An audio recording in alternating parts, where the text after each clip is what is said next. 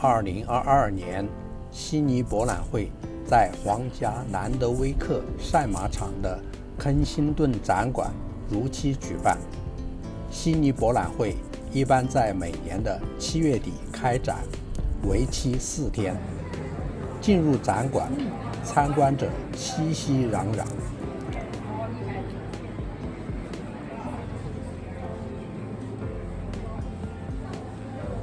在展览会上，来自澳洲各地的60多家经销商展出了数以千计的收藏品。这些收藏品来自世界各地，展览会的展品十分丰富，琳琅满目，令参观者眼界大开。这也是淘宝者的好去处。这次博览会的展品大致可分为古玩收藏品和时装收藏品2大类。古玩收藏品已在上期的视频中给大家做了介绍。在这期视频中，雷博将与大家一道观赏时装收藏品和模特儿时装表演。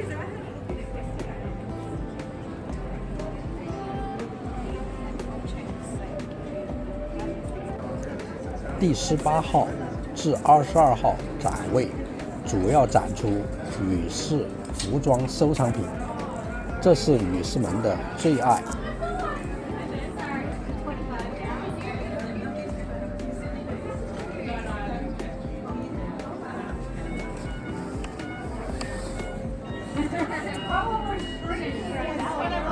图库拉村展位展销各种女士裙装收藏品，亮丽夺目。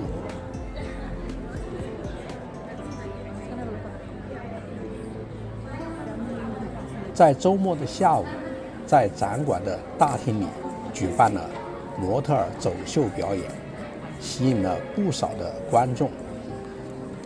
专业时装表演队来自墨尔本，帅哥主持人的讲解幽默风趣。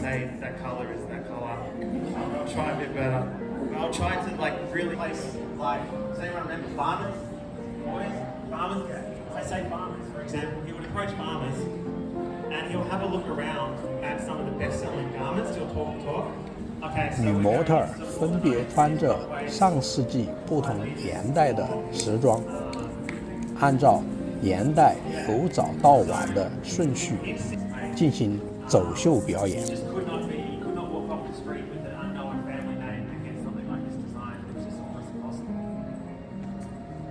We're seeing garments worn by only the most wealthy of Australians, which is the fact that it's still surviving amazing.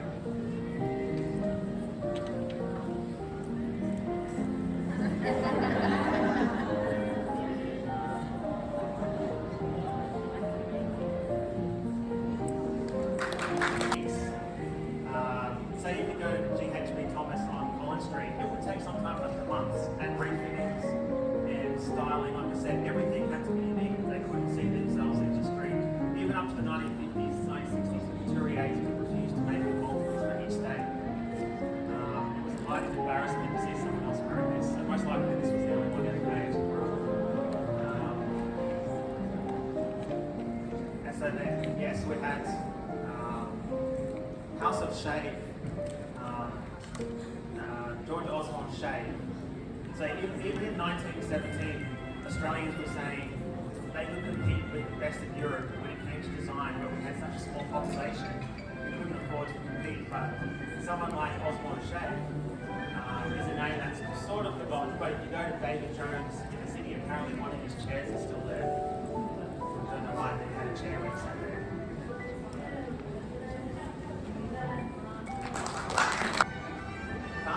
Remember?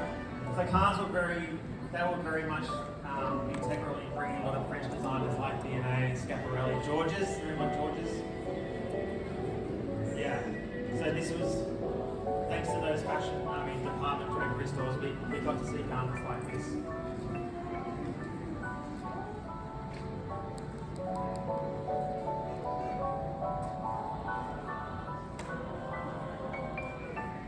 So I would say a lot of them, they use lots of silks around the 1930s before the war, because when the war started, we couldn't really use silk anymore, or any kind of fabric that was seen as detrimental to the war effort. So I would say this looks definitely pre-war.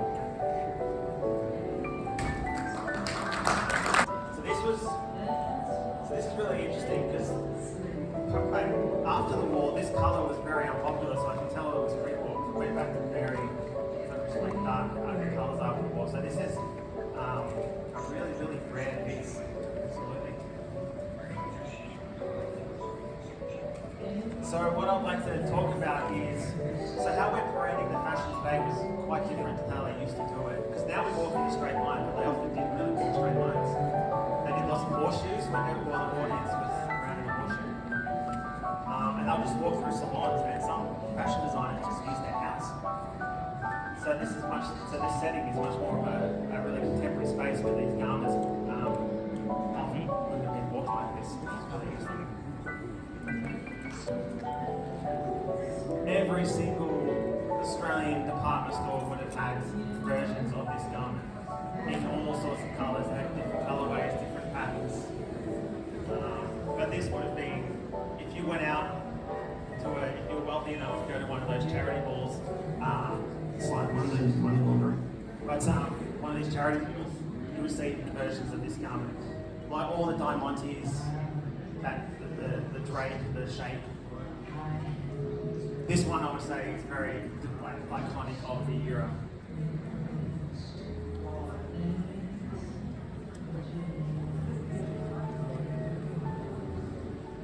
So they use lots of crepes.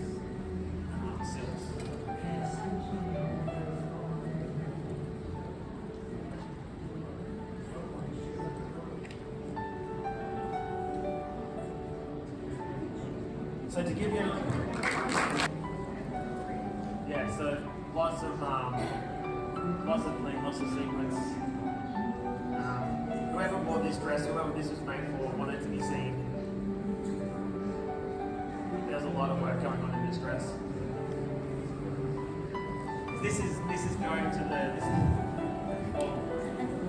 this is going back. Everything was still handmade, so I can imagine someone would have spent hours, maybe not even in the workroom. Sometimes they organised back in their own homes just to sit under candle or lamplight just to sew this sequence on. Now you can do it by machine. It's super easy.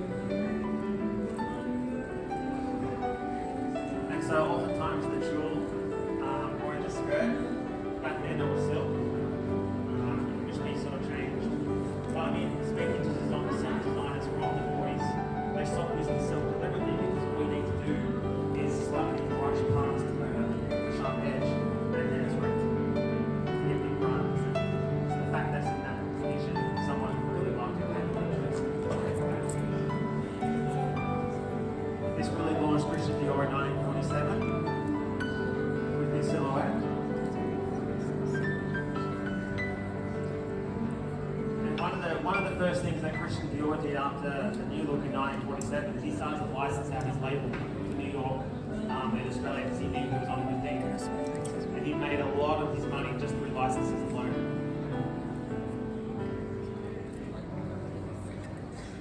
So there's someone else called Jacques Spaff of Paris, who I felt was doing amazing work, but yeah, he just did not have the media publicity that Dior did. I'm a fat fan more than a Dior, but that's still amazing. So this is from the house of Brian Samuel. True fact, here's a little known story about Brian Samuel. He was 18 when he started, and he was coming from a very conservative Jewish family in Melbourne. His first day on the job, his house model was Bambi Smith. Was one of his first house models. And one of the things with fashion is that he could not stop smiling, seeing his garments being worn by beautiful women. It was like all his teenage dreams coming true all at once. And even better yet, the models asked him to dress them in the change rooms for the buyers. So you think of an 18-year-old conservative, wealthy, young Melbourne boy seeing this. All their silk silks were from Paris. This is a Paris silk. And so yeah, if you said to Brian that he was working in the rad trades, he would.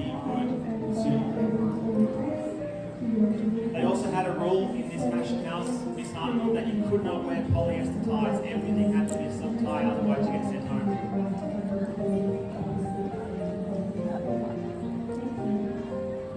And so Brian teamed up with actually South African migrant, Christine, to design this one.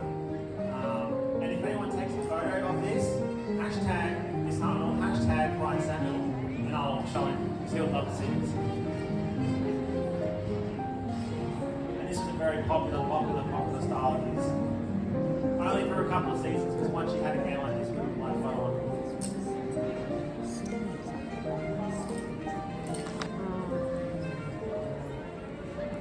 And very quant, I guess, in a way, made teenagers relevant in fashion, made them a force.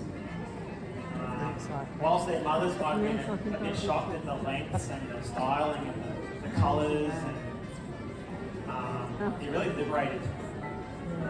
Really propelled world fashion, made it open to so many young designers. And so yeah, you see lots of like the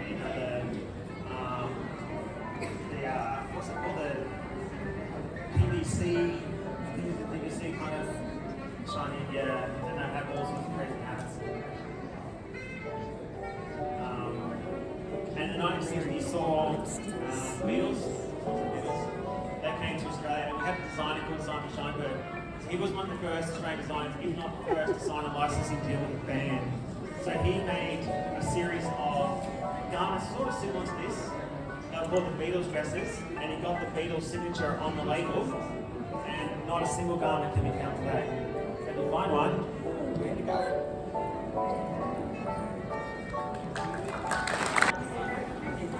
2022年悉尼博览会时装收藏品展销，表现了近代女性时装发展演化的历程和趋势。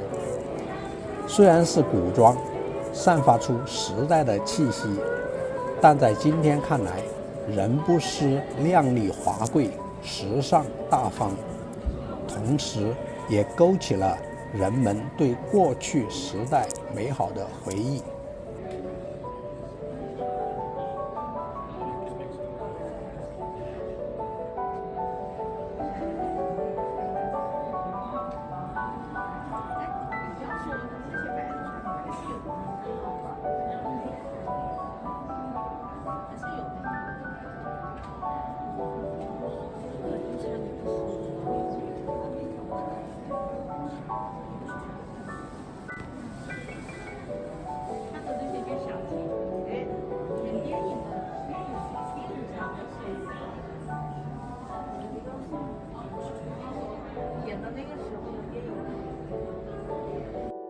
这里是Lei.世界频道，喜欢我的视频，请点赞、订阅和转发，谢谢，下次再见。